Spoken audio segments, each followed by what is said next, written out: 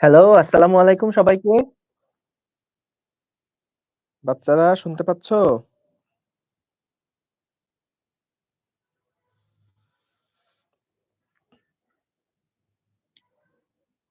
পিডিএফটা দাওনি? কই? দাও তো ক্লাসের পিডিএফটা।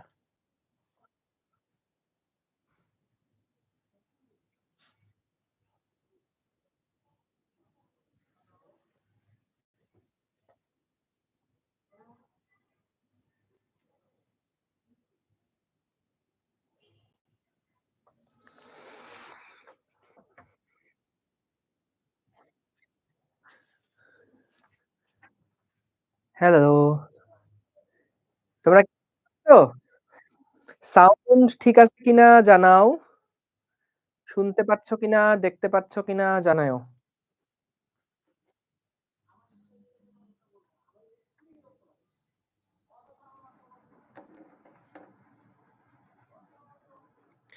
তোমাদের তো 8:30 থেকেই ক্লাস।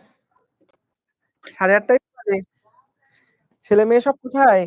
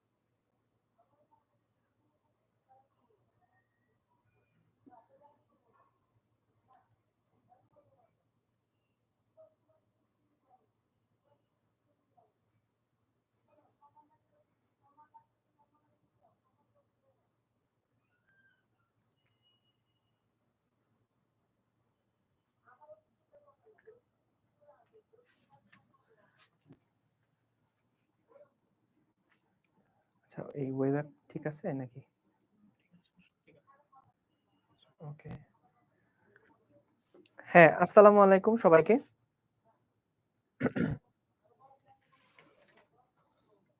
আমি ঠিক জায়গায় লাইভে আসছি কিনা একটু জাস্ট চেক করি।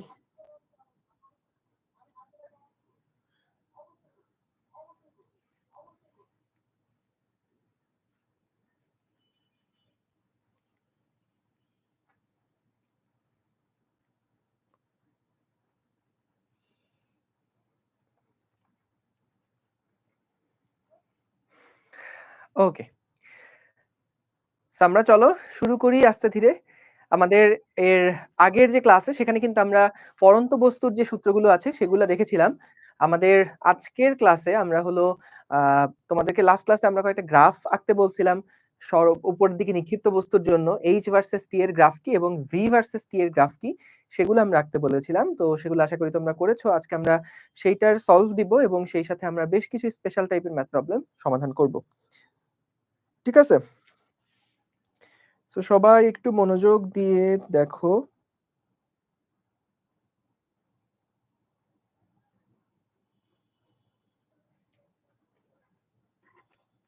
ঠিক আছে? না, এটা লাস্ট ক্লাস না। আমরা এরপরে একটা রিভিউ ক্লাস নিব। মোটামুটি থিওরির যে কাজ সেগুলা তো আমাদের হয়েই গেছে। এরপরে আমরা হচ্ছে একটা এক্সট্রা ক্লাস নিব যেখানে মূলত পুরা চ্যাপ্টারে যা কিছু পড়ছি সেগুলো একটু সামারাইজ করে দিব তোমাদেরকে, একটু গুছায় দিব। বুঝতে পেরেছো? ঠিক আছে। চলো তাহলে আমরা শুরু করি। সো সবার আগে আমাদের একটা গ্রাফ আঁকার কথা ছিল। তো এই গ্রাফটা আঁকতে বলেছিলাম তোমাদেরকে। যে উপরিউক্ত বস্তুর জন্য সরণ ভার্সাস সময় এবং বেগ ভার্সাস সময় এই গ্রাফটা আঁকতে।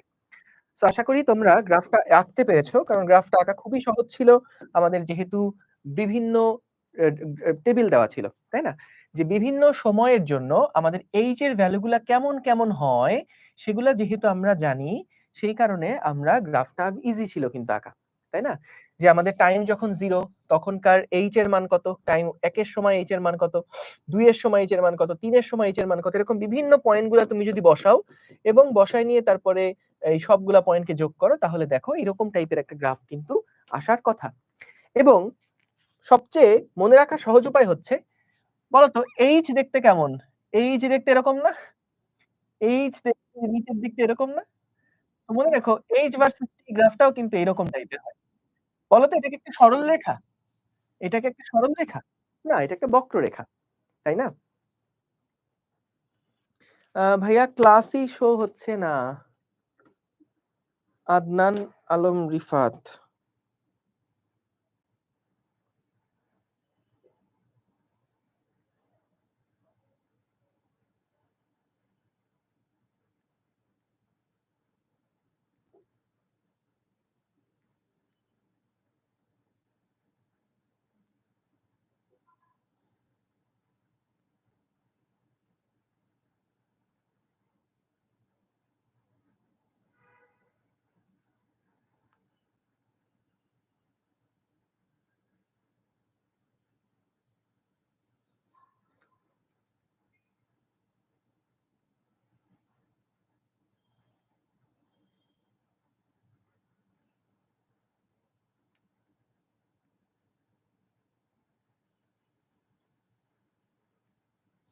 ঠিক আছে দেখো।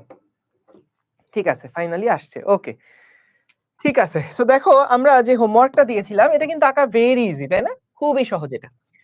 এবং ভি ভার্সেস টি এর গ্রাফটাও আঁকা খুব সহজ। আমরা বিভিন্ন সময়ে বেগের মানগুলো কত? যেমন টাইম যখন 0 ছিল 50। তাহলে এই যে টাইম যখন 0 বেগ তখন 50। টাইম যখন 1 সেকেন্ড বেগ তখন 40। টাইম যখন 1 বেগ তখন 40। টাইম যখন 2 বেগ তখন 30। টাইম যখন 4 বেগ তখন 20। এভাবে করে বিভিন্ন পয়েন্টের বেগগুলো আমরা বসায় সবগুলা পয়েন্টে যোগ করে এরকম একটা সরল রেখা পাইছি। একটা স্ট্রেট লাইন পাইছি। বলতে পারো ভাইয়া এখানে বেগ পজিটিভ, এখানে বেগ নেগেটিভ, এটার মানে কি? বেগ পজিটিভ মানে এই ক্ষেত্রে বোঝাচ্ছে যে বস্তুটা উপরের দিকে যাচ্ছে, বেগটা উপরের দিকে। আর বেগ নেগেটিভ মানে বোঝাচ্ছে বেগটা নিচের দিকে। কারণ বেগ একটা ভেক্টর রাশি। এটা যখন উপরের দিকে একটা বেগ থাকবে, এটা যদি পজিটিভ হয়, নিচের দিকে বেগটা হবে নেগেটিভ। ঠিক আছে? Thank you. সো তাহলে আমরা দেখো এখান থেকে কয়েকটা জিনিস। সেটা হচ্ছে যেমন এখানে খেয়াল করো, তোমরা ঢাল সম্পর্কে কিন্তু আমি একটা ক্লাসে দেখাইছিলাম তোমাদেরকে, মনে আছে?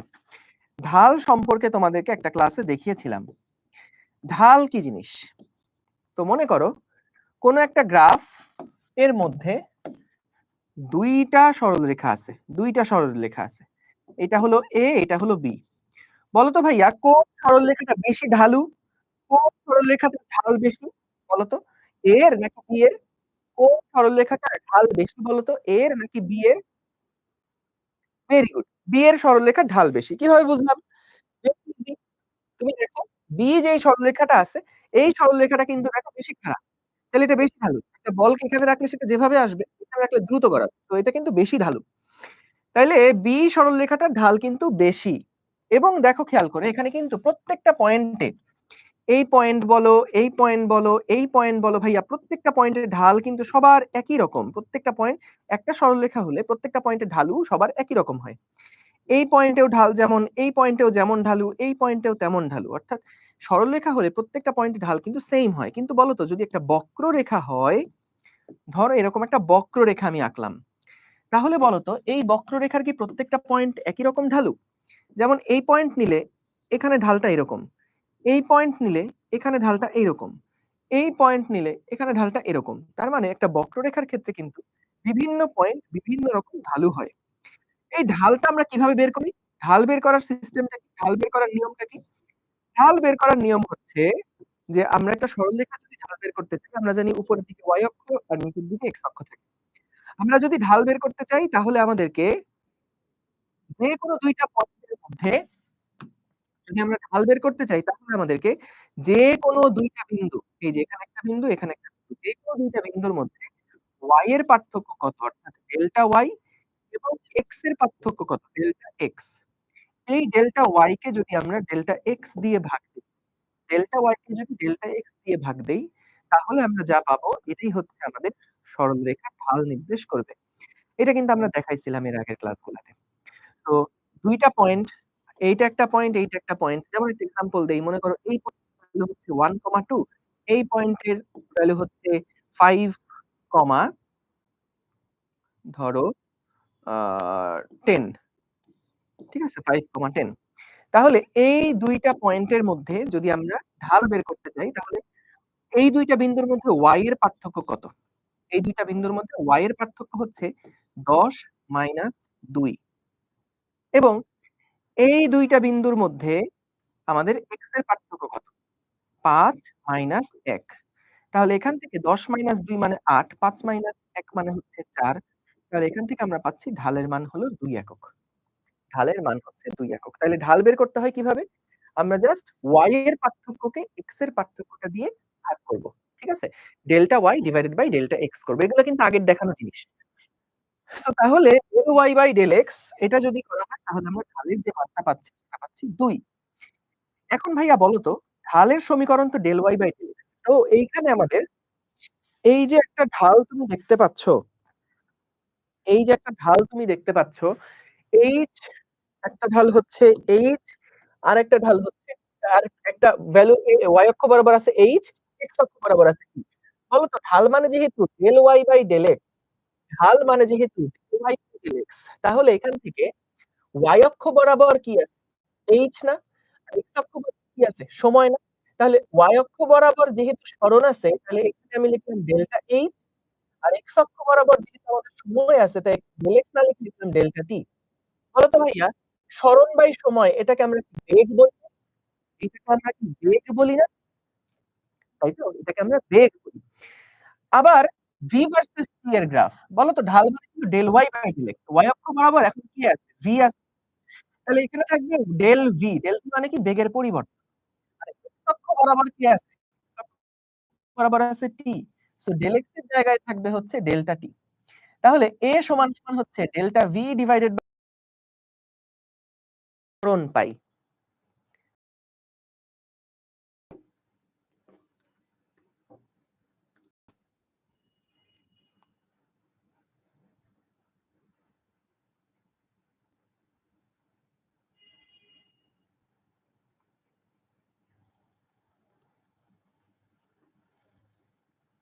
আচ্ছা লাইভ দেখতে পাচ্ছ না সবাই?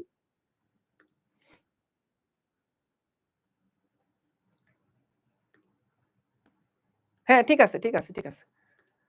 ঠিক আছে, হ্যালো। দেখো তো সাউন্ড এখন ঠিক আছে কিনা? সাউন্ড ঠিক আছে কিনা? সাউন্ড এবং ভিডিও ঠিক আছে? হ্যাঁ, ঠিক আছে, ঠিক আছে। কোন সমস্যা নেই। ওকে দেখো। দেখি আমি একবার চেক করি সাউন্ড ঠিক আছে কিনা। Hello, hello. সাউন্ড ঠিক আছে। সাউন্ড ঠিক আছে। ওকে, সাউন্ড ঠিক আছে। অল্প একটু প্রবলেম, ওটা অসুবিধা নাই। দেখো। সো তাহলে আমরা বলো এটা বুঝতে পারছি কিনা যে যখন আমরা V ভার্সেস T গ্রাফের ঢাল বের করব, V ভার্সেস T গ্রাফের ঢাল বের করব, ঢাল হচ্ছে del y by del x। তো এখানে y অক্ষ বরাবর আছে বেগ, x অক্ষ বরাবর আছে t, তাহলে del y by del x মানে কি? del v by del t, del v by del t মানে ত্বরণ নির্দেশ করে। অর্থাৎ V ভার্সেস T গ্রাফের ঢাল বের করলে আমরা ত্বরণ পাবো এবং এই যে ভার্সেস T গ্রাফ ঢাল বের করলে আমরা বেগ পাবো। ঠিক আছে?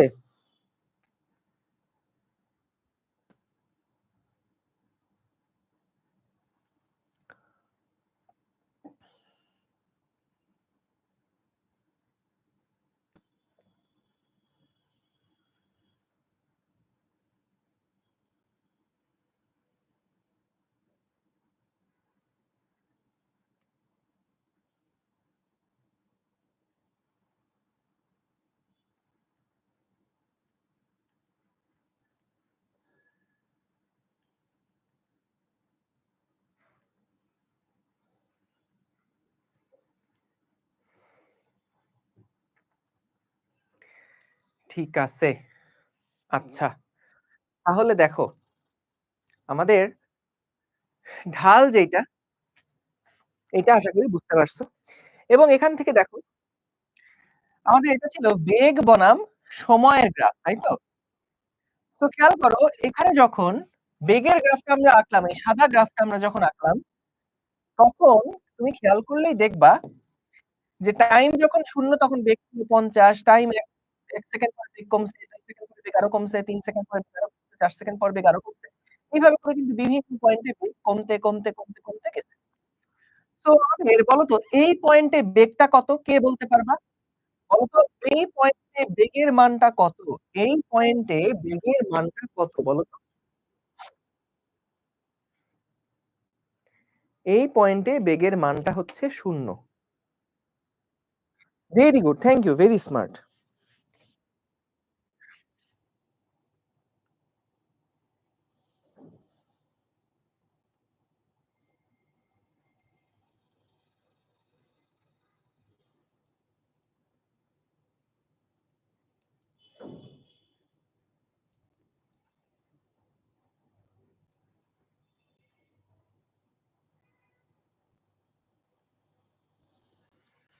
শূন্য না? তাহলে বলতো কোন একটা বস্তুকে যখন আমরা উপরের দিকে ছুঁড়ে মারি তখন সেটার সর্বোচ্চ উচ্চতায় উঠতে কত সময় লাগে? যেখানে বেগটা 0 সেই উচ্চতাটাই কি সর্বোচ্চ উচ্চতা না ভাইয়া? যেই আমরা একটা বস্তুকে যখন উপরের দিকে ছুঁড়ে মারি, যখন তার বেগটা 0 হয়ে যায়, যেই মুহূর্তে তার বেগটা 0 হয়ে যায়, সেই মুহূর্তেই কি বস্তুটা সর্বোচ্চ উচ্চতায় থাকে না? বলতো সর্বোচ্চ উচ্চতায় উঠার সময়টা কত? সময়টা হচ্ছে u/g। তাহলে খেয়াল করো আমরা এখানে সময়ের যে মানটা দিলাম, সেই সময়ের মানটা এখানে বসালাম u/g। কেন? কারণ u/g সময়ে সেটা সর্বোচ্চ উচ্চতায় ওঠে বা u/g সময় পরে বস্তুটার বেগ 0 হয়ে যায়। তাহলে এই সময়টা হলো u/g। আচ্ছা বলো তো আদিবেগ কত? টাইম সমান সমান 0 তে বস্তুর যেই বেগ থাকে সেই বেগটাকে আমরা আদিবেগ বলি। টাইম সমান সমান 0 তে বস্তুর যেই বেগ সেটাকে আমরা আদিবেগ বলি। তাহলে বলো তো এই ক্ষেত্রফলটা কত হবে? এই ক্ষেত্রফলটা হচ্ছে হাফ ইনটু ভূমি ইনটু উচ্চতা। এই যে এখানে যতটুকু শেডেড একটা রিজিয়ন আছে এটার ক্ষেত্রফল কত? ত্রিভুজ। ত্রিভুজের ক্ষেত্রফল কত? হাফ ইনটু ভূমি ইনটু উচ্চতা। তাহলে দেখো হাফ ইনটু ভূমি কত? ভূমি হচ্ছে u/g। উচ্চতা কত? উচ্চতা হচ্ছে u। তাহলে সর্বোচ্চ উচ্চতা হচ্ছে u² ডিভাইডেড বাই 2g। এবং মনে আছে আমরা কিন্তু যখন একটা বস্তুকে উপরের দিকে ছুঁড়ে মারছিলাম, বস্তুর সর্বোচ্চ উচ্চতা কিন্তু u² বাই 2g। তো আমাদের এটা গ্রাফ থেকেও যে উপরে নিক্ষেপ করা বস্তুর ক্ষেত্রে আমরা যদি v ভার্সেস t এর গ্রাফে ক্ষেত্রফল বের করি, তাহলে 0 পর্যন্ত যে ক্ষেত্রফলটা সেই ক্ষেত্রফলটা বস্তুর সর্বোচ্চ উচ্চতাটাকে নির্দেশ করে। বুঝেছো? ঠিক আছে? তাহলে সর্বোচ্চ উচ্চতা সমান সমান হচ্ছে 2² ডিভাইডেড বাই 2g। ওকে, ঠিক আছে। এটা তোমাদের মনে আছে তো?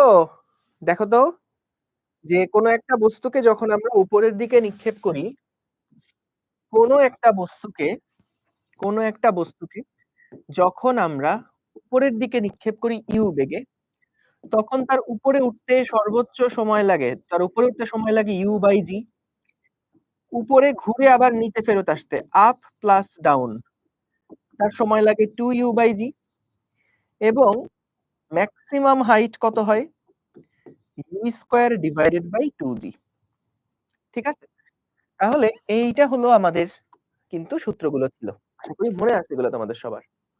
আশা করি এইগুলো সবারই মনে আছে। ঠিক আছে? আচ্ছা। এবং বলো তো দেখি v ভার্সেস t এর যদি গ্রাফ থাকে, v ভার্সেস t এর যদি গ্রাফ থাকে, এই গ্রাফের যদি আমরা ঢাল বের করি তাহলে কি পাই? ঢাল মানে ভাইয়া del y by del x। তো এখানে ঢাল বলতে আমরা বুঝবো y অক্ষ বরাবর v আর x অক্ষ বরাবর t। তাহলে কিন্তু আমরা ত্বরণ পাচ্ছি। সো v বনাম t গ্রাফের ঢাল বের করলে আমরা কি পাই? আমরা ত্বরণ পাই। আর যদি আমরা v ভার্সেস t গ্রাফের এরিয়া বের করি, v ভার্সেস t গ্রাফের যদি আমরা এরিয়া বের করি, এরিয়া মানে কি আসবে তখন? y অক্ষ বরাবর আছে v, x অক্ষ বরাবর আছে t। তুমি খেয়াল করো y অক্ষ বরাবর v, x অক্ষ বরাবর t। যখন আমরা ক্ষেত্রফল বের করি তখন কি v ভার্সেস t হয় না? তাহলে v আর t গুণ করলে ক্ষেত্রফল পাচ্ছি। ক্ষেত্রফল মূলত কি নির্দেশ করে? ক্ষেত্রফল নির্দেশ করে সরণকে। একটু সামারি করতেছি এটা। যে v ভার্সেস t গ্রাফের ঢাল বের করলে কি পাওয়া যেত এবং ক্ষেত্রফল বের করলে কি পাওয়া যেত। এবার আসো যদি আমরা এই h ভার্সেস t বা সরণ বনাম সময়ের গ্রাফ আঁকি, তাহলে বলতো ঢাল বের করলে কি পাওয়া যাবে? দেখি কয়জনের মনে আছে? ঢাল বের করলে কি পাওয়া যাবে বলতো? ঢাল মানে হচ্ছে y অক্ষের পরিবর্তন এখানে হলো delta S divided by delta T। তার মানে ঢাল বের করলে কিন্তু বেগ পাবো আমরা, বেগ। আর যদি আমরা ক্ষেত্রফল বের করি, যদি এরিয়া বের করি তাহলে কিন্তু আসলে S বনাম S ইনটু T গুণ করছি। তো এটা কি আসলে কোনো কিছু মিন করে? তো এটা আসলে কিছুই পাবো না। যদি সরণ বনাম সময় গ্রাফের ক্ষেত্রফল বের করি তাহলে কিন্তু কিছুই পাবো না। এই যে এটা ছিল সরণ বনাম সময় গ্রাফ। এটার ক্ষেত্রফল বের করে কোনো লাভ নাই। কিন্তু ঢাল বের করলে আমরা কিন্তু বিভিন্ন মুহূর্তে তার বেগ কত সেই বেগটা আমরা বের করতে পারি। আচ্ছা, তোমরা একটু বলো তো ভাইয়া, এই যে A বিন্দুটা আঁকা হইছে, A বিন্দুর গ্রাফ যা আর B বিন্দুর গ্রাফ যা বা ঢাল যা, এই ২ টা ঢালের মধ্যে কোন ঢালটা বড় বলো তো? A এর ঢাল বড় নাকি B এর ঢাল বড়? কোন ঢালটা বড়? তো ১ম এ যেটা আনছিলাম এটা A, পরে যেটা আনছিলাম এটা B। বলো তো A আর B এর মধ্যে কোন ঢালটা বড় বলো তো? ২ টা পয়েন্টে আমরা ২ টা ঢাল নিচ্ছি। এটা হলো আদি পয়েন্ট, এটা আদি মানে সময় শুরুতে, শুরুর দিকে আর এটা সময়ের একটু পরের দিকে। সো ২ টা পয়েন্টে আমরা ২ টা ঢাল আঁকলাম। কোন ঢালটা বড় বলো তো? A ঢালটা বড় না? খেয়াল করো এই যে A এর যে ঢালটা ছিল এটা কিন্তু বেশি খাড়া আর B টা একটু বেশি শোয়ানো। সো A ঢালটা যেহেতু বেশি বড়, আমরা দেখলাম H ভার্সেস T গ্রাফের ঢাল বের করা মানে কিন্তু বেগ বের করা। অর্থাৎ এই A পয়েন্টে বেগ ছিল বেশি, ঢাল ছিল বড়। B পয়েন্টে বেগ ছিল কম, তাই ঢালও কিন্তু কম। বলতো একদম এই পয়েন্টের ঢাল কত? এটার কি কোনো ঢাল আছে? ঢালু আছে না সমতল? এটার ঢালের মান হলো 0। ঢাল 0 মানে বেগও কি 0। অর্থাৎ এই পয়েন্টের বেগটা কিন্তু 0। যেই পয়েন্টের বেগ 0 হয়, সেই সময় বস্তু যে উচ্চতায় থাকে, এই উচ্চতাটাই কিন্তু আমাদের সর্বোচ্চ উচ্চতা। এই পয়েন্টটাই হচ্ছে আমাদের ম্যাক্সিমাম হাইট, H max যেটা সেটা। ঠিক আছে? কিন্তু দেখো, আমরা যদি H ভার্সেস T গ্রাফের ক্ষেত্রফল বের করি, ক্ষেত্রফল কোনো কিছুকে নির্দেশ করবে না। যেমনটা V ভার্সেস T গ্রাফের ক্ষেত্রফল সরণ নির্দেশ করে। ঠিক আছে? কিছুই পাবো না। এইবার আসো যদি আমরা A ভার্সেস T এর গ্রাফ আঁকি, A T গ্রাফ আঁকি, হ্যাঁ? যদি আমরা A ভার্সেস T এর গ্রাফ নেই তাহলে খেয়াল করো, যদি ঢাল নির্ণয় করি, ঢাল মানে হচ্ছে delta A divided by delta T। এটা কি কোনো কিছুকে নির্দেশ করে? সো এইটা কিন্তু কিছুকেই নির্দেশ করে না। তাই উত্তর হলো ভাইয়া কিছুই পাবো না। কিছুই পাবো না। A versus T, A versus T এর গ্রাফ বের করলে, যেমন যদি এরকম একটা গ্রাফ হয় যে y অক্ষ বরাবর ত্বরণ আর x অক্ষ বরাবর T। তো এই ঢালটা কিন্তু আসলে কোনো রাশিকে নির্দেশ করছে না। কারণ A ভার্সেস T এর গ্রাফ কোনো কিছুকে নির্দেশ করে না। কিন্তু বলতো যদি আমরা এরিয়া বের করি, ধরো এরিয়া বের করলাম। এরিয়া মানে কত?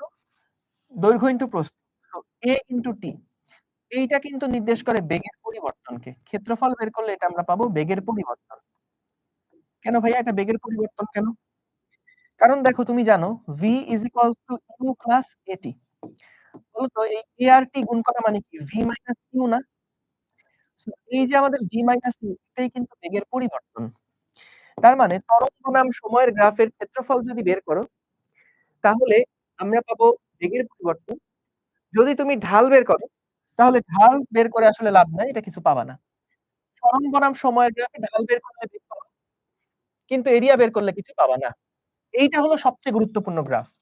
এখানে তুমি ঢাল বের করলেও ত্বরণ পাবা, ক্ষেত্রফল বের করলেও সরণ পাবা। বুঝেছো? এই চার্টটা মাথায় রেখো কিন্তু সবাই। বুঝছো? তাহলে কিভাবে মনে রাখবা? মনে রাখার উপায় হচ্ছে, মনে রাখার সহজ উপায় হচ্ছে, তুমি আগে দেখবা কি ভার্সেস কি। ঢাল মানে কি del y by del x. এখানে del a by del t কি কোনো কিছু নির্দেশ করে? করে না। কিন্তু যদি ক্ষেত্রফল বের করো তাহলে দৈর্ঘ্য গুণ প্রস্থ, এ গুণ টি। তাহলে এ গুণটি কিন্তু বেগের পরিবর্তন নির্দেশ করে। যদি সরণ বনাম সময়ের গ্রাফ হয়, অর্থাৎ y অক্ষ বরাবর সরণ, x অক্ষ বরাবর টাইম, তাহলে বলো তো এটার যে ক্ষেত্রফল, এই ক্ষেত্রফল কি নির্দেশ করবে? x আর t, এই ২ টা গুণ করলে ক্ষেত্রফল কিছু নির্দেশ করবে? করবে না। কিন্তু যদি তুমি ঢাল বের করো তাহলে কিন্তু del s by del t এটা মানে বেগ নির্দেশ করবে। তো এই গ্রাফটা আগেও পড়াইছি, জাস্ট একবার রিকল করায় দিলাম। ঠিক আছে? একবার জাস্ট রিকল করিয়ে দিলাম, মনে করায় দিলাম। এবার আসো কয়েকটা ম্যাথ প্রবলেম সলভ করি আমরা। খুবই ইন্টারেস্টিং কিছু ম্যাথ প্রবলেম আছে।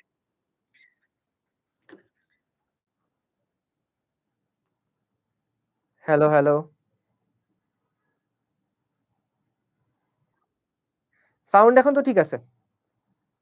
সাউন্ড এখন পারফেক্ট আছে কিন্তু। ট্রায়াঙ্গেল মানে ত্রিভুজ। ট্রায়াঙ্গেল মানে ত্রিভুজ। ঠিক আছে। সো ১ম প্রশ্ন। মনে করো আমাদের কাছে এইরকম একটা তল আছে, বুঝছো? এই তল থেকে একটা বস্তুকে এই তল থেকে আমরা একটা বস্তুকে নিচ থেকে উপরের দিকে ছুঁড়ে মারবো এবং একই সময়ে আরেকটা বস্তুকে আমরা উপর থেকে ছেড়ে দিব। এই বস্তুটাকে আমরা দিব ছেড়ে। এই বস্তুটাকে আমরা ছেড়ে দিব। আর নিচের বস্তুটাকে আমরা একই সময়ে উপরের দিকে একই মুহূর্তে বা একই সময়ে উপরের দিকে একই সময়ে উপরের দিকে ৫০ মিটার পার সেকেন্ড বেগে ছুড়ে দিব। হ্যাঁ? একটা বস্তুকে উপর থেকে ছেড়ে দিব। আর নিচের একটা বস্তুকে উপরের দিকে একই সময়ে ৫০ মিটার পার সেকেন্ড বেগে ছুড়ে দিব। ২ টা বস্তুর মধ্যবর্তী যেই দূরত্ব, এই দূরত্ব হচ্ছে মনে করো ১২০ মিটার। ১২০ মিটার। ২ টার মধ্যে যেই দূরত্ব, সেই দূরত্ব হচ্ছে ১২০ মিটার। আমাদেরকে ১ম প্রশ্ন করেছে ভূমি থেকে কত উচ্চতায়? ভূমি থেকে কত উচ্চতায় তারা মিলিত হবে? ভূমি থেকে কত উচ্চতায় তারা মিলিত হবে? এবং ২ নাম্বার প্রশ্ন হচ্ছে কত সময় পরে মিলিত হবে? কত সময় পরে তারা মিলিত হবে? কেন ভাইয়া মিলিত হওয়ার প্রশ্ন আসছে কেন? কারণ খুবই সিম্পল। ধরো উপর থেকে একটা বস্তুকে তুমি ছেড়ে দিছো। ছেড়ে দিলে সেটা কি নিচের দিকে পড়বে। একই মুহূর্তে আমরা কি করলাম আরেকটা বস্তুকে উপরের দিকে ছুঁড়ে মারছি। তাহলে নিচের বস্তুটা উপরে যাবে, উপরের বস্তুটা নিচে নামবে। একটা সময় কি তারা পরস্পরকে টাচ করে ফেলবে না? মিলে যাবে না তারা? সো আমাদেরকে ওইটাই বের করতে বলছে যে কত সময় পরে তারা মিলিত হবে এবং কত উচ্চতায় মিলিত হবে। একটু জানাও তো ২ টা প্রশ্ন কি তোমরা বুঝতে পেরেছো কিনা? প্রশ্ন ২ টা বুঝেছো কিনা আগে জানাও। বলো তো? প্রশ্ন ২ টা ক্লিয়ার কিনা?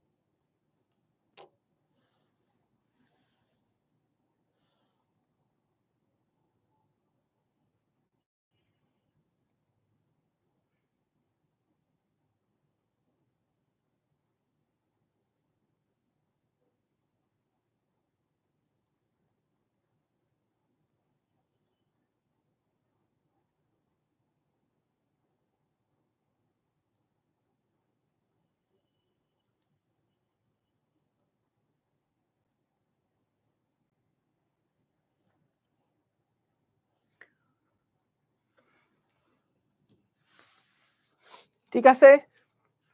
প্রশ্ন আশা করি ক্লিয়ার। Thank you. তাহলে আসো ১ম সলিউশন। কি হবে এখানে? যখন আমরা একটা এই যে সবুজ কালারের যে বলটা আছে, এই বলটাকে আমরা উপরের দিকে ছুঁড়ে মারছি। এই বলটাকে আমরা উপরের দিকে ছুঁড়ে মারছি ৫০ মিটার পার সেকেন্ড বেগে। আর এই বস্তুটাকে আমরা যখন ছেড়ে দিলাম, এটা তো আস্তে, আস্তে নিচের দিকে পড়বে। তো মনে করলাম কিছুক্ষণ সময় পরে এই ২ টা বল পরস্পরের সাথে মিলিত হলো। এই ২ টা বল পরস্পরের সাথে মিলিত হলো। এই মিলিত উচ্চতাটা মনে করলাম ভূমি থেকে x। এই মিলিত উচ্চতা মনে করলাম ভূমি থেকে x। তার মানে সবুজ বলটা কিন্তু x দূরত্ব ট্রাভেল করেছে। কে বলতে পারবে লাল বলটা কতটুকু ট্রাভেল করেছে? লাল বলটা কতটুকু ট্রাভেল করেছে কে বলতে পারবা? বলো। লাল বলটা কতটুকু ট্রাভেল করেছে কে বলতে পারবা? সবুজ বলটা উপরের দিকে যদি x দূরত্ব যায়, লাল বলটা কতটুকু নেমে আসছে বলো তো? Thank you. জাইমা তাসনিয়া, আফতাহি, সিরাজু মনিরা মিম এরা সবার আগে অ্যান্সার। যে দেখো টোটাল দূরত্ব ছিল তো ১২০। তাহলে যেহেতু x দূরত্ব ভূমি থেকে x দূরত্বে তারা মিলছে তার মানে উপরের বস্তুটা ১২০ মাইনাস x দূরত্ব অতিক্রম করেছে। আচ্ছা। তাহলে দেখো ১ম বস্তুর জন্য বা লাল বস্তুর জন্য, লাল বলের জন্য সমীকরণ কি হবে? বা একটা কাজ করি এটা ১ম বল দেই। এটা হলো ১ম বল, এটা হচ্ছে ২য় বল। সো ফার্স্ট বলের জন্য ইকুয়েশন কি হবে? ইকুয়েশন হবে এটা কতটুকু নেমে আসছে দেখো। তার সরণ হচ্ছে ১২০ মাইনাস x এটা হলো তার সরণ। ইজ ইকুয়ালস টু তার কি কোনো আদিবেগ আছে? নাই। Just half gt square. মনে করলাম t সময় পরে তারা মিলিত হইছে। মনে করলাম t সময় পরে গিয়ে তারা মিলিত হইছে। তাহলে যতটুকু নেমে আসলো সমান, সমান u তো ০ যেহেতু ছেড়ে দেওয়া হইছে তাহলে আদিবেগ কত? ut plus half gt square. s is equals to ut plus half gt square. তাহলে আদিবেগ কিন্তু ০। এবার আসো সেকেন্ড বল। সেকেন্ড বলের জন্য বস্তুটা উপরের দিকে উঠছে না? তাহলে x সমান, সমান ut minus half gt square হবে না? ২য় বলের জন্য সমীকরণটা। এই t এর পরিচয় কি? যতক্ষণ সময় পরে গিয়ে তারা মিলিত হইছে। এটা হচ্ছে। তাহলে আমরা ২ টা সমীকরণ পেলাম। এটা হলো সেকেন্ড বলের জন্য ইকুয়েশন, এটা হলো ফার্স্ট বলের জন্য ইকুয়েশন। ঠিক আছে? ২ টা সমীকরণ আমরা এখান থেকে পেলাম। তাহলে যদি ২ টা সমীকরণ পাও তাহলে বলো তো আমরা এখান থেকে ২ টা সমীকরণকে যদি এখন যোগ করে দেই, আমাদের মূল টার্গেট কি বলতো? মূল টার্গেট x বের করা, মূল টার্গেট t বের করা। এই ২ টা ভ্যালু বের করাই আমাদের মেইন টার্গেট কিন্তু। একটা হচ্ছে আমরা চাই x বের করতে, আরেকটা হলো আমরা চাই t এর মান বের করতে। তাহলে দেখো, আচ্ছা যারা দেরি করে আসছো কোনো অসুবিধা নাই। তোমরা কিন্তু পরে রেকর্ড তো থাকছেই। রেকর্ড দেখতেই পারবা। কোনো অসুবিধা নেই। হ্যাঁ। তাহলে দেখো আমরা এখান থেকে ২ টাকে যদি যোগ করে দেই, আমাদের আননোন কারা, কারা আছে বলো তো? আননোন আছে x, x দেখো তুমি যেভাবে পারো ২ টা সমীকরণ আছে, ২ টা আননোন আছে এটাকে সলভ করবা। সলভ করা যায় কিভাবে? ২ টাকে যোগ করে দাও। দেখো যোগ করে দিলে একটা মজার কাহিনী ঘটে। x, x কাটাকাটি হয়ে যায়। এখানে থাকে ১২০। Half gt square, half gt square কাটাকাটি হয়ে যায়। এখানে থাকে ut। তাহলে t সমান, সমান কত? আমাদের কাটাকাটি করার মূল উদ্দেশ্য হচ্ছে যেহেতু x এর মান জানি না, যোগ করে ফেললে x, x কাটাকাটি হয়ে গেলে সমীকরণে শুধুমাত্র t থাকবে। তখন t টাকে আমরা ইজিলি সলভ করতে পারবো। সো t সমান, সমান ১২০ ডিভাইডেড বাই u। কত বেগে ছুড়ে মারছিলাম বস্তুটাকে? ৫০ বেগ। তাহলে ১২০/৫০ এটা সমান, সমান দেখো 2.4 সেকেন্ড আসছে। অর্থাৎ ছুড়ে মারা বা নিক্ষেপ করা 2.4 সেকেন্ড পরে তারা মিলিত হবে। 2.4 সেকেন্ড পরে ২ টা বস্তু মিলিত হবে। আচ্ছা, এবার আসো যদি আমরা h বের করতে চাই যে কত উচ্চতায় তারা মিলিত হবে এটা জানতে চাই। তাহলে দেখো ফার্স্ট বলের জন্য যে ইকুয়েশনটা ছিল, ফার্স্ট বলের জন্য যে ইকুয়েশনটা ছিল সেটা যদি আমরা লিখি। সো ফার্স্ট বলের জন্য ইকুয়েশন ছিল ১২০ minus x is equals to half G T square. তাহলে ভাইয়া x এর মান যেহেতু বের করতে হবে ১২০ মাইনাস হাফ জি টি স্কয়ার। তাহলে ১২০ minus half into 9.8 into 2.4 square. তাহলে এখান থেকে আমরা x এর মানটাও পেয়ে যাবো যে ভূমি থেকে কত উচ্চতায় তারা মিলিত হচ্ছে। 0.5 ইনটু 9.8 ইনটু 2.4 স্কয়ার, 0.5 ইনটু 9.8 ১২০ থেকে এটা বাদ দিলে আসে 91.78 91.78 মিটার। অর্থাৎ ভূমি থেকে এত উচ্চতায় তারা মিলিত হবে। এটা একটা উত্তর, এইটা একটা উত্তর এবং এইটা আরেকটা উত্তর। Very good, very good. ঠিক আছে? এই অঙ্কটা কিন্তু অনেক ইম্পোর্টেন্ট, সিকিউ এর জন্য গুরুত্বপূর্ণ। সিকিউ এ কিন্তু এই টাইপের প্রশ্নগুলো আসে। খেয়াল করবা। পরের প্রশ্নে যাচ্ছি। দেখো, পরের প্রশ্নে যাচ্ছি। পরের প্রশ্নটা অনেক মজার। মনে করো আমাদের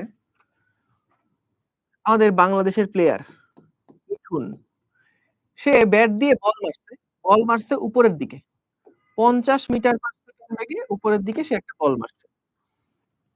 অন্যদিকে আমাদের একজন প্লেয়ার মুশফিকুর রহিম ধরো রানা সাহেব কি করছে দেখো। রানা ওই যে নাহিদ রানা ছিল এই বলটা থেকে 80 মিটার দূরত্বে। এখন যখনই বলটা উপরের দিকে উঠছে, যেই মুহূর্তে বলটা উপরে উঠছে, তখন রানা কি করছে? এদিক বরাবর একটা বেগে রওনা দেয়া শুরু করছে। সমবেগে রওনা দেয়া শুরু করছে। এখন প্রশ্ন হচ্ছে, আমাদেরকে বলছে যে বলটি মাটিতে পড়ার আগে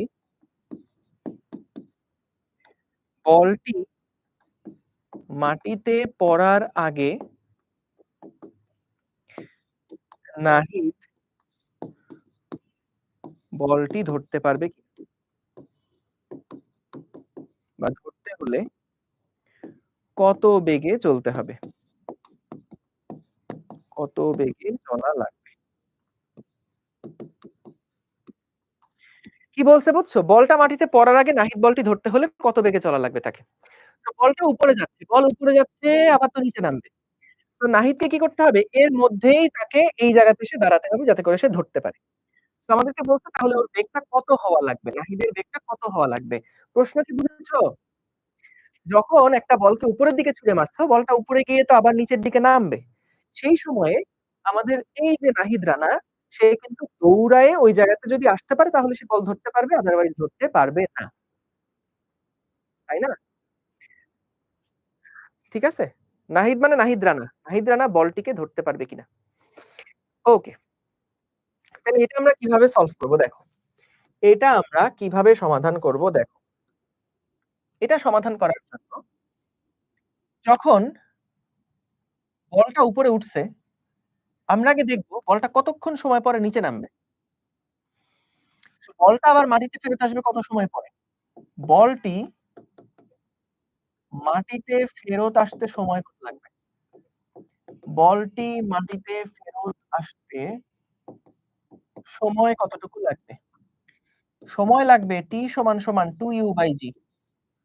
তাহলে 2 × 50 ডিভাইডেড বাই 9.8 দেখো 10.1 টাইপের কিছু একটা।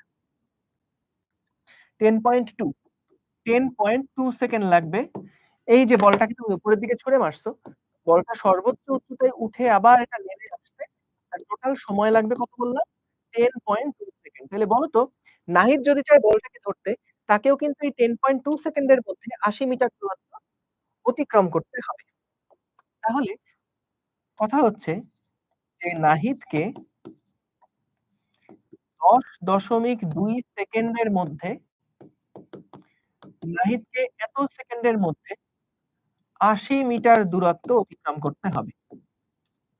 80 মিটার দূরত্ব অতিক্রম করতে হবে। তাহলে দেখো নাহিদের বেগ v = কত হবে? s/t না? সো এখানে আমাদের নাহিদকে সরণ অতিক্রম করতে হবে 80 মিটার। তার হাতে সময় আছে 10.2 সেকেন্ড। তাহলে v যেহেতু s/t, s মানে হচ্ছে 80, t মানে হচ্ছে 10.2। তাহলে v কত? 80 ডিভাইডেড বাই অ্যান্সার করলে আসে 7.84। তাইলে দেখো আমাদের নাহিদের বেগ 7.84 মিটার পার সেকেন্ড হতে হবে। যদি এত মিটার পার সেকেন্ড বেগে সে রওনা দেয় তাহলে কিন্তু সে কোন রকমে 10.2 সেকেন্ডে 80 মিটার গিয়ে পৌঁছাবে। আচ্ছা বলো তো, বেগ যদি তার এর থেকে বেশি হয় তাহলে কি সে ধরতে পারবে না? বেগ যদি এত থেকে বেশি হয় তাহলে কি হবে? যদি বেগের মানটা এত থেকে বেশি হয় তাহলেও কিন্তু ধরতে পারবে। কিন্তু বলো তো, বেগের মান যদি 7.84 এর থেকে কম হয় তাহলে কি ধরতে পারবে? তাহলে তো সে 10 সেকেন্ডে পৌঁছাইতে পারবে না। তাহলে এই ক্ষেত্রে উত্তর হচ্ছে ধরতে পারবে না। তার মানে এটা একটা মিনিমাম বেগ। এর থেকে যদি বেশি হয় তাহলে তো ধরতে পারবেই। কিন্তু এর থেকে যদি কম হয় তাহলে কিন্তু সে ধরতে পারবে না। তাইলে আমরা বলতে পারি কি দেখো যে বেগের মান যদি এটার সমান হয় 7.84 যেটা বেগের মান যদি 7.84 মিটার পার সেকেন্ডের সমান হয়, এর থেকে যদি একটু কম হয় তাইলে আর ধরতে পারবে না। তাহলে এটা কি সর্বনিম্ন বেগ না বলো তো? এইটা কি আমাদের মিনিমাম বেগ না? সর্বনিম্ন বেগ না? তাহলে দেখো বলটা মাটিতে পড়ার আগে প্রশ্নটা যদি এভাবে করত যে নাহিদকে বলটা ধরতে হলে সর্বনিম্ন কত বেগে চলতে হবে? যদি প্রশ্ন এরকম করত যে সর্বনিম্ন কত বেগে চলা লাগবে? তাহলেও কিন্তু এইটাই উত্তর হতো। বুঝেছো? ওকে, ঠিক আছে? গুড। তাহলে আমরা এইটা বুঝলাম যে বলটা মাটিতে ফেরত আসতে সময় লাগবে কত এবং নাহিদকে 10.2 সেকেন্ডের মধ্যে ৮০ মিটার দূরত্ব অতিক্রম করতে হবে। সবই ঠিক আছে। নাহিদের বেগ হচ্ছে এত এবং বলটা যদি বেগ এত হয় তাহলে সে ধরতে পারবে। এর থেকে কম হলে ধরতে পারবে না। তাহলে এটা কিন্তু মিনিমাম বেগ। ঠিক আছে? এইটা হচ্ছে মিনিমাম বেগ। ওকে। তাহলে ২ টা ম্যাথ আমরা দেখলাম। এবার আসো আরেকটা ম্যাথ একটু করে ফেলি। আরেকটা ম্যাথ করে ফেলি। সো এখানে দেখো মনে করো আমাদের কাছে একটা বেলুন আছে। এটা হচ্ছে এইটা হচ্ছে মনে করো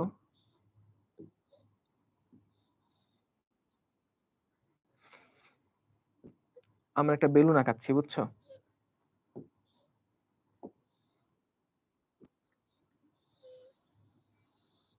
এই একটা বেলুন। সো উপরে হলো বেলুন আর নিচে এই বেলুনটা একটা প্ল্যাটফর্মকে নিয়ে উপরের দিকে যাচ্ছে। ঠিক আছে? বেলুনটা একটা প্ল্যাটফর্মকে নিয়ে উপরের দিকে যাচ্ছে। সুন্দর হইছে না বেলুনটা আঁকা? এই যে দেখো। এই বেলুনটা কি করছে? এই বেলুনটা তো উপরের দিকে যাচ্ছে। বেলুনটা উপরের দিকে যাচ্ছে ৫ মিটার পার সেকেন্ড সমবেগে। বেলুনটা উপরের দিকে ৫ মিটার পার সেকেন্ড সমবেগে উপরের দিকে যাচ্ছে। হ্যাঁ? বেলুনটা উপরের দিকে ৫ মিটার পার সেকেন্ড সমবেগে যাচ্ছে। এখন কি হলো শোনো, ভূমি হলো এইটা। তুমি দাঁড়ায় আছো এইখানে। এইখানে তুমি দাঁড়ায় আছো। তুমি কি করলা? একটা বস্তুকে এখান থেকে ছেড়ে দিলা। ছেড়ে দেওয়ার পরে এই বস্তুটার মাটিতে পড়তে ৬ সেকেন্ড সময় লাগলো। ৬ সেকেন্ড সময় লাগে মাটিতে পড়তে। ৬ সেকেন্ড সময় লাগে মাটিতে পড়তে। বুঝেছো? ৬ সেকেন্ড সময় লাগে মাটিতে পড়তে। এখন ১ম প্রশ্ন হচ্ছে বেলুনটি যখন না, ১ম প্রশ্ন হচ্ছে পাথরটি যখন ছাড়া হলো, পাথরটি বা উম যখন ছেড়ে দেয়া হলো, পাথরটি যখন ছেড়ে দেওয়া হলো, তখন মাটি থেকে বেলুনটি তখন মাটি থেকে বেলুনটি কত উচ্চতায় ছিল? হ্যাঁ? তখন পাথরটা যখন ছেড়ে দেওয়া হলো, তখন মাটি থেকে বেলুনটা কত উচ্চতায় ছিল? তো পাথরটাকে যখন আমরা ছেড়ে দিলাম, তখন মাটি থেকে এটা কত উচ্চতায় ছিল? তাহলে কিভাবে করবা দেখো? ৬ সেকেন্ড সময় লাগছে এটার মাটিতে পড়তে। তাহলে আমাকে কি এই মুহূর্তে ছেড়ে দেয়া হলো, সেই মুহূর্তে পাথরটা তো নিচের দিকে পড়বে, তাই না? তাহলে যদি জাস্ট এইটুকু হাইট আমরা বের করতে পারি, তাহলে কি হয়ে যাবে না? যদি পাথরটা কতটুকু নিচে নামছে, ৬ সেকেন্ড পরে যেহেতু মাটিতে পড়ছে, তাহলে ৬ সেকেন্ডে কতটুকু দূরত্ব নিচে নামছে, এটাই তো মাটি। তাহলে ৬ সেকেন্ডে যতটুকু নিচে নামলো, সেটাই কিন্তু ছেড়ে দেওয়ার মুহূর্তে মাটি থেকে বেলুনের উচ্চতা। ওইটাই বের করতে বলছে। তাহলে আমরা কি করব? h is equals to ut plus half gt square না? কি বলছে এখানে? যে এই পাথরটাকে ছেড়ে দেওয়া হইছে। বেলুন থেকে পাথরটাকে বেলুন থেকে পাথরটাকে ছেড়ে দেয়া হইছে। বেলুন থেকে ছেড়ে দেয়া হয়েছে। বেলুন থেকে ছেড়ে দেয়া হয়েছে। তাহলে ছেড়ে দেওয়া হলে আদিবেগ কত? আদিবেগ 0। h সমান হাফ gt স্কয়ার। ঠিক আছে। হাফ ইনটু g এর মান 9.8 এবং যেহেতু 6 দূরত্বে পড়ছে 6 স্কয়ার। তাহলে কত আসে দেখো তো? 176 পয়েন্ট সামথিং? 176.4। ঠিক আছে? হইছে? মিলছে সবার?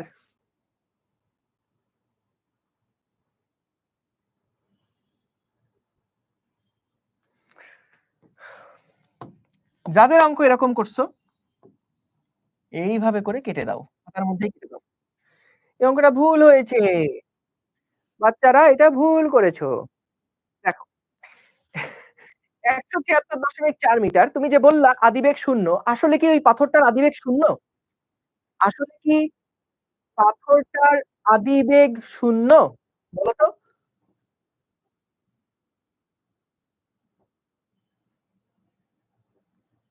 আসলে কি পাথরটার আদিবেগ 0? না। এই বেলুনটা উপরের দিকে ৫ মিটার পার সেকেন্ড বেগে যাচ্ছিল। তাহলে পাথরেরও কি বেগ সেইম হবে না? যে মুহূর্তে পাথরটাকে ছেড়ে দিলা, তুমি যদি স্থির থাকতা, পাথরের বেগও স্থির, 0 হতো। কিন্তু তুমি তো আছো বেলুনের মধ্যে। বেলুন যদি উপরে ৫ মিটার পার সেকেন্ড বেগে যায়, তাহলে যে পাথরটাকে ছেড়ে দিচ্ছ, পাথরটা কি ৫ মিটার পার সেকেন্ড বেগে উপরে উঠছিল না? তাহলে বেলুনের মানে পাথরটা যে ছেড়ে দিলা, সেই পাথরের বেগটা কত? পাথরের বেগটাও কিন্তু ৫ মিটার পার সেকেন্ড। এটা বুঝছো? কারণ বেলুনটা তো স্থির ছিল না। যে পাথরটাকে ছেড়ে দিলা 0 বেগে পড়ল। বেলুনটা তো ৫ মিটার পার সেকেন্ড বেগে যাচ্ছিল। তাহলে বেলুনের ভিতরে সবার বেগ ৫। তাহলে যখন বেলুন থেকে পাথরটা ছাড়া হলো, তখন পাথরটার বেগও কিন্তু ৫ ই হবে। এবার সমাধান করি। So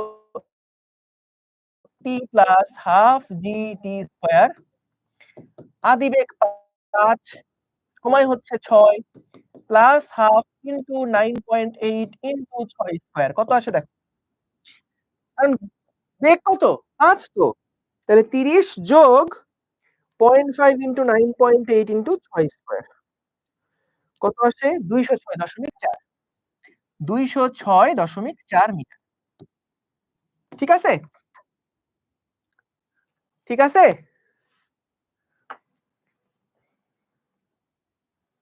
কারণ কেন ৫ দিলাম? কারণ পাথরটার বেগ তো 0 না, পাথরটার বেগ তো ৫।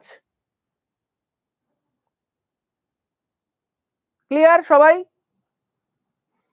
সবাই বুঝছো? ক্লিয়ার? ক্লিয়ার। জি, ভেরি গুড।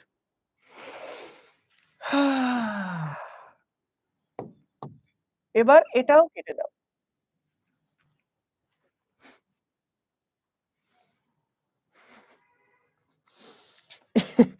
এইটাও কিন্তু ভুল। এটাও কিন্তু ভুল। এইটা কেন ভুল বলো তো? এই বস্তুটাকে যখন ছেড়ে দেওয়া হলো, বস্তুর বেগটা বস্তুর বেগটা বস্তুর বেগটা উপরের দিকে ছিল ৫। বস্তুর বেগ উপরের দিকে ৫ মিটার পার সেকেন্ড। আর বস্তুর বেগ ত্বরণ কত? নিচের দিকে হচ্ছে g সমান 9.8 মিটার পার সেকেন্ড স্কয়ার। ২ টার দিক কি একই দিকে না উল্টা দিকে? ২ টার দিক কি একই দিকে না উল্টা দিকে? উল্টা দিকে। তাহলে প্লাস হবে না মাইনাস হবে? h is equals to ut minus half gt square হবে। তাহলে এখানে কি দিবা বলো?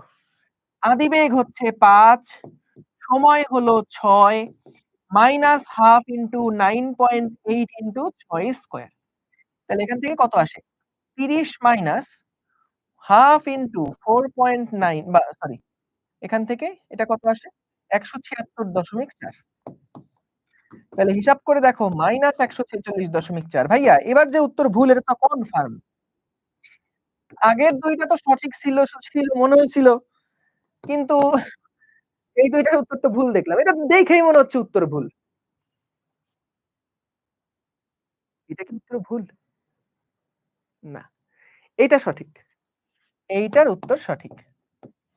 তাহলে ভাইয়া মাইনাস কেন? মাইনাস আসলো কেন? খেয়াল করো, মাইনাস কেন আসলো? এই বলো তো আগের দিন বলছিলাম না? এইটা তো সরণ। জি এর সামনে আছে মাইনাস।